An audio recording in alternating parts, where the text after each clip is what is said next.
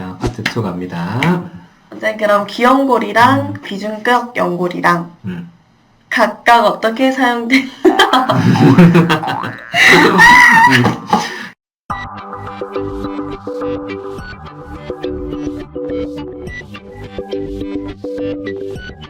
원장님, 그럼 기연골이랑 비중격 연골 각각 어떻게 사용되는지 알고 싶습니다. 기연골을 떼게 되면 기연골이 평평할까요? 아니요, 울퉁불퉁? 그렇죠. 네. 뭔가 비오목한 부분에서 뗐기 때문에 오목한 형태를 띠게 됩니다. 그럼 이 연골을 코에다 그냥 쓰게 되면 어떻게 될까요?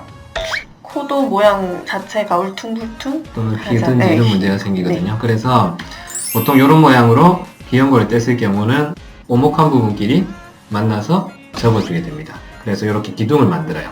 우리 콧구멍을 가운데 중간에서 나눈 부분이 있죠. 네. 이거를 콧기둥 비주라고 하거든요. 그러면 이 코끝을 오똑하게 세우기 위해 사용되기 때문에 이 비주 가운데 부분에 연골이 들어가게 됩니다. 기둥처럼. 그리고 좀 더 코끝을 올리기 위해서 요 위에다가 조금 더 올리게 되죠. 그럼 알파벳으로 어떤 모양일까요? T자. 그렇죠. T자 모양으로 이식하는 것이 보통 비연골입니다. 비중격 연골도 역시 뗀 부분을 가지고 아까 말씀드렸지 코 기둥 부분이랑 코끝에 올릴 수가 있는데요. 네. 비연골이랑 비중격 연골은 성질이 조금 차이가 있어요. 귀 한번 만져볼래요? 만져보시면 어때요? 좀 탄력 있고 부드럽죠, 그죠? 네, 그죠. 귀라는 것이 돌출이 되어 있기 때문에 단단하거나 부딪히면 다칠 수가 있어요. 귀는 탄력이 있는 탄력 연골입니다. 네. 근데 코 안쪽에 있는 비중격 연골은 조금 단단해요. 좀 단단한 초? 아니 약간 플라스틱 같은 느낌이라 생각하면 되는데 포자 연골이라고 합니다. 또는 유리 연골이라고 하는데 좀 더 단단하면서 일자로 뻗어 있습니다.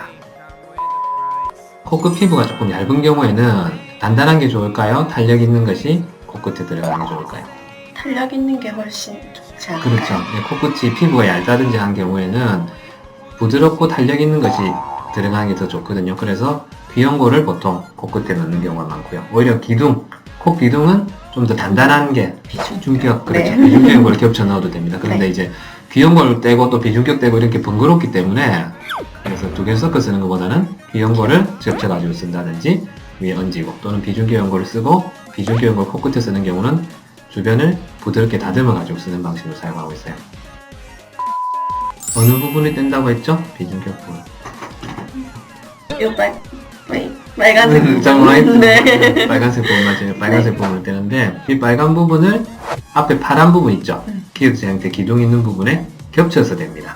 비중격 연장이라고 하는데요. 어떤 코에 쓰면 좋을까요? 조금 짧은 코? 그렇지. 네.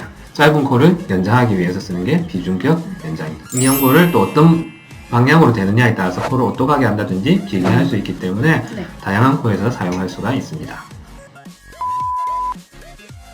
그리고 우리 몸에서 귀연골과 코연골 외에도 자기연골을 사용할 수가 있는데 어디가 있을까요? 갈비뼈? 늑연골? 늑연골을 사용할 수 있죠. 네. 근데 이제 늑연골 같은 경우는 이제 바깥에 절개를 넣어야 되고 흉터가 남을 수 있고 또 그 연골을 채취하는 과정에서 전신 마취가 필요하다든지 드물지만 합병증 같은 게 생길 수 있기 때문에 굉장히 단단하게 수술을 해야 되고 마지막에 수술해야 되는 경우에 자가 늑연골을 사용할 수 있습니다.